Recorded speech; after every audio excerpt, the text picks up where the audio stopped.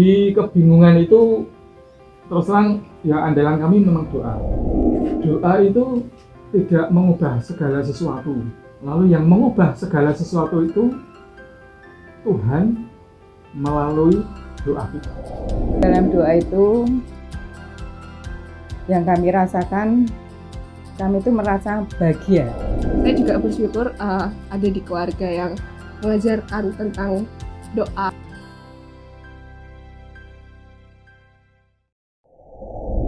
Halo Sobat Misafa, salam Yesus Maria Yusuf. Kali ini kita bersama-sama akan berbincang-bincang dengan sebuah keluarga yang memberikan teladan bagi anak-anaknya dan bagi orang-orang di sekitarnya.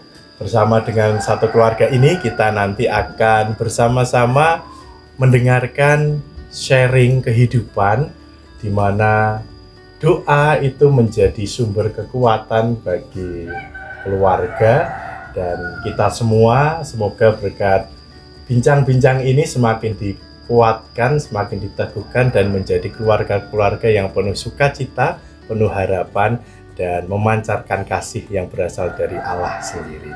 Mari kita simak bincang-bincang kita bersama ini. Kami Pak Sutri Budi Tunda. Kalau nama lengkapnya saya Fransisius Asisi Eko Budi Sulistyo Rono. Lalu pasangan Kuno Tunda Novena Rosarini.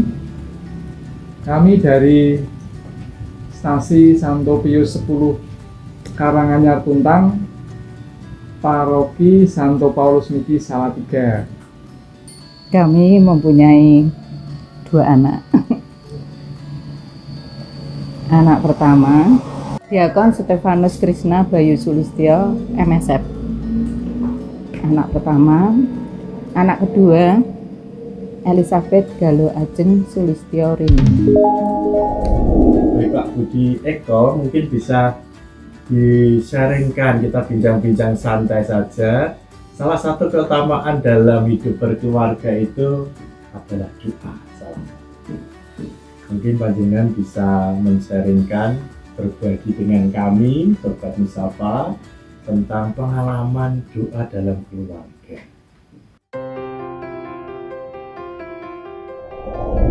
Saya jadi teringat waktu saya mau menikah. Saya diingatkan oleh kedua orang tua saya bahwa segala sesuatu yang kamu inginkan, mintalah sama Tuhan.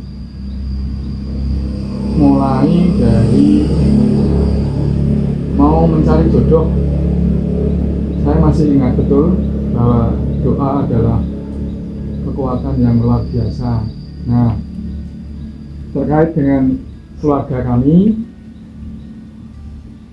mencoba mengingat-ingat kembali tentang doa, bahwa setelah saya menikah dengan istri saya, itu kan saya pengen punya anak nomor 1 itu harus laki-laki. Betul. Nah, jadi begini, segala sesuatu harus dikomunikasikan dengan Tuhan melalui doa. Jadi doa saya waktu itu ya sama istri berdua. Nuwun sewu, maaf ini agak vulgar. Dalam melakukan hubungan, sebelum melakukan hubungan suami istri, saya berdoa dulu loh itu. Minta supaya nanti anak lahir pertama laki-laki. Singkat cerita, itu dikabulkan oleh Tuhan. Lalu berlanjut dalam mendidik anak, karena saya itu kerja di instansi, jadi ketemu sama anak itu jarang. Pagi paling bangun tidur, lalu pulang sudah malam, anak sudah tidur. Jadi hanya kekuatan doa yang bisa memberikan saya tenang dalam hal iman. Maka setiap kali ada masalah, ada sesuatu yang ingin dicapai, kami selalu berdoa berdua. Waktu itu masih mantan baru. Setelah punya anak sama yang dilakukan, dan terlebih saat anak pertama itu memutuskan untuk ingin menjadi imam, itu ya saya nolak juga tidak, mengiyakan juga tidak. Akhirnya bingung.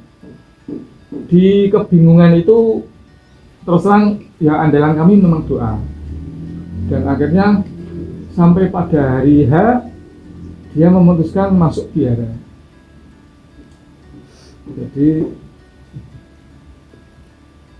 sejak masuk biara saya masih ingat tanggal 2 Agustus 2015. Sejak saat itu sampai dengan tadi malam kami berdua doa rosario. Jadi kalau dihitung-hitung sudah ini bulan Desember nih. Agustus, September, Oktober, November, Desember. Sudah 8 tahun 5 bulan berdoa rosari minimal 1 hari sekali, dan seringnya kami lakukan itu setelah saya pulang kerja, saya mandi langsung berdoa. Itu seingat saya sama istri itu belum pernah berhenti. Kalau misalnya ini saya tugas luar kota, di jam yang sama saya telepon istri, lalu kami berdoa sesuai waktu yang ditentukan.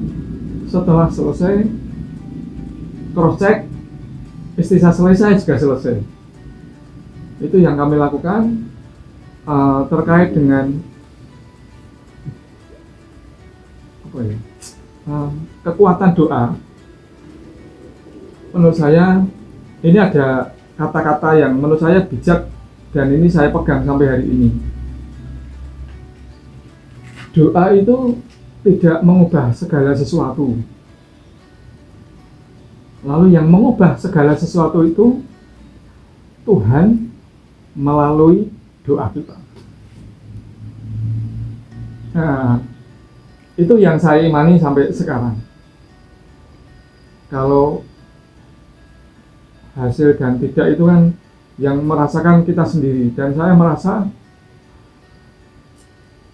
doa rosari itu membantu sekali dalam saya menyerahkan diri, saya pribadi, istri, dan tadi anak saya yang satu ingin jadi imam, yang kedua dalam proses pembelajaran hidup.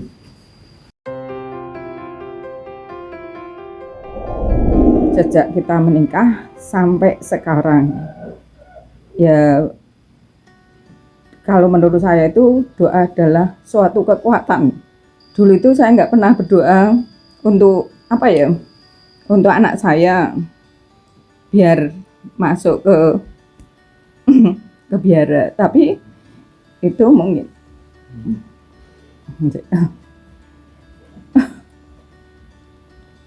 itu kehendak Tuhan. Doa itu adalah nomor 1 untuk kami. Sobat Misafa, menarik dari bincang-bincang sharing santai kita dengan keluarga Bapak Eko Budi ini. Ternyata doa itu tidak mengubah segala sesuatunya, tetapi Allah lah yang mengubah segala sesuatunya lewat doa-doa kita. Dan dari Bapak Eko Budi ini kita nanti akan mendengarkan bagaimana doa itu sungguh melandasi keluarga Bapak Eko ini untuk mengembangkan, menumbuhkan iman dari pasangan ini dan juga bagi anak-anak mereka.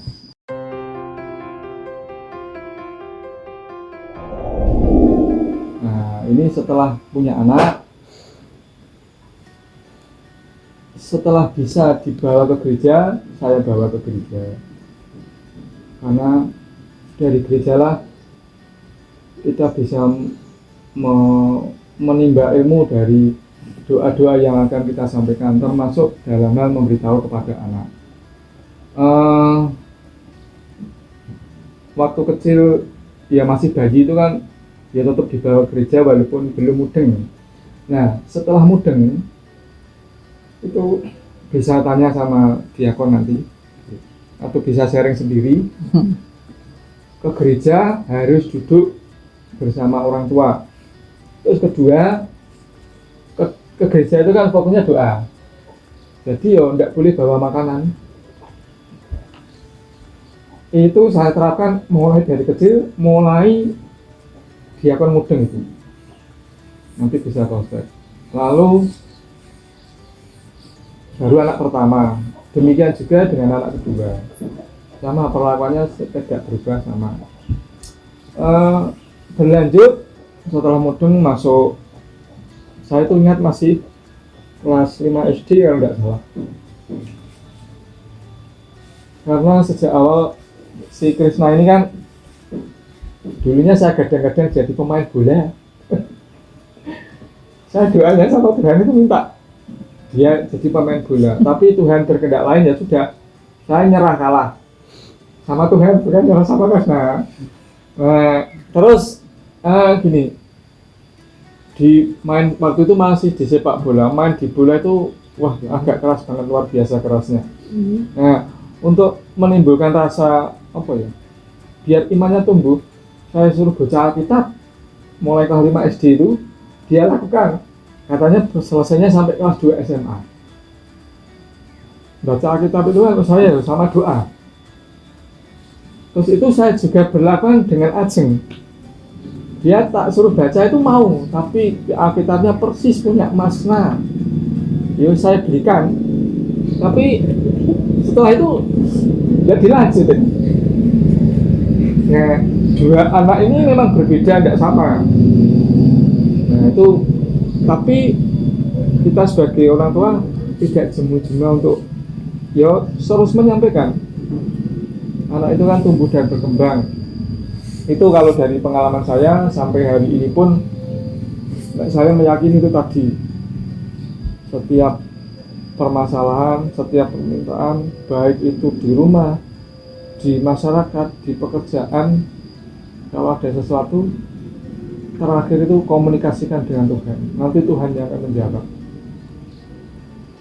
Kalau ini saya boleh cerita sedikit tentang apa ya, Tuhan menjawab doa saya itu. Bukan untuk keluarga sih, tapi untuk masyarakat umum. Saya itu pengen bangun lapangan voli di SD depan rumah, tidak punya uang. Tuhan kasih jawaban, nggak tahu sampai 3 tahun Tuhan kasih jawaban, lapangan voli bisa terbuat dengan apa ya, dengan bagus. Itu satu. Yang kedua, di gereja itu kebetulan saya itu dipercaya jadi sarprasnya gereja. Menurut saya tidak mungkin di pikiran saya itu beli tanah itu sampai 5 bidang.